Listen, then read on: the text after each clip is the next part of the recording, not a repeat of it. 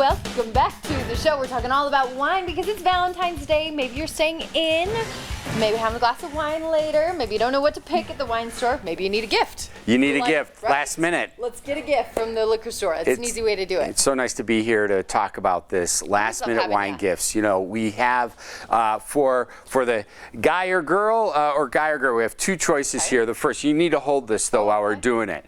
So what we have here, if you buy a white wine or a rosé wine and you didn't get a chance to put it in the refrigerator, well, there's this cool little device called tempura.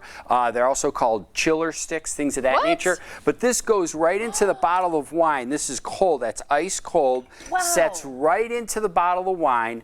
It filters through this rod, and you pour right through, and now you've got some chilled wine on the go. Heard of this? On the go. I know. It's great. And I think this is just a beautiful bottle of wine. I know you like this one. So this the is Sophia, the rose. yes, because they come in this beautiful cellophane. Gorgeous. It's like this, it's just this really pretty blush pink, and it's great. And what else I love is to have somebody, if you want to have a cocktail for that loved one in your life, this is fun. You can just have a real beautiful kit, a cocktail kit. You can make a nice little Manhattan. I'm a little crafty, so I like putting the rye whiskey right into something different than just having the bottle, having some fun. This is a chocolate bitter, having some beautiful Luxardo cherries. This is just heightening up a classic cocktail for you. And I like how you've got it in that glass. Yeah, so like fun you said, little, something different. fun little things, you know, for How you. So interesting. last minute gift buys, and a lot of the stuff you can get since it's last minute. So you got to go. Best place in town, in my opinion, is Booze Teak, right downtown, next to the liquor store, 300 South, 300 East. You're done. It works good. They even have these fun molds for the cute squared cubes, things like that. This is why we call this guy, because he helps us out every single time. So you know what next Tuesday is? National Wine Day. National Wine Day. That's right. But it's on a Tuesday. It's on. I mean, seriously. It's on a Tuesday, so you Can can't. we change today? You can't go really crazy, right?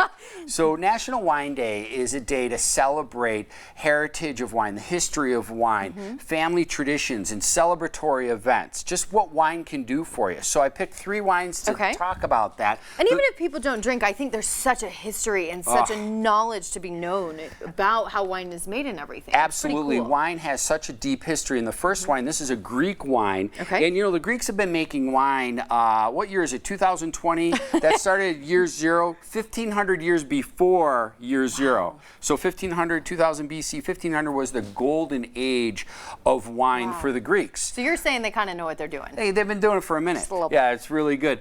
So that really speaks to the history of wine. Okay. A little bit of a low alcohol consumption wine. This is a 5% alcohol wine. This is a Moscato d'Asti in a frizzante style. So it's semi-bubbling, 5% alcohol. It's about as much as a beer. So you got a really nice one. How common is that for wine to be 5%? Not very. And this is off dry, so it's got this beautiful, rich, peachy thing going on the palate, moderately bubble, and just, you know, finally wine for the morning. A wine for the morning. And on a Tuesday. And on a Tuesday.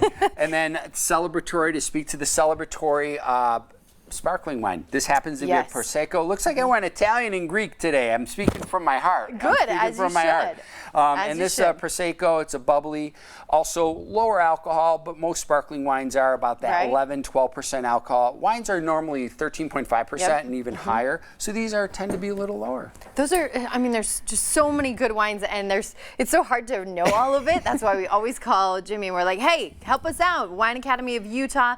You've always got great events going on, classes, all sorts of different Tons of stuff. that you do. Go right to wineacademyofutah.com, tasting page. You can see all our events. I love it. Hey, thanks for the ideas. This is fantastic. Hey, cheers.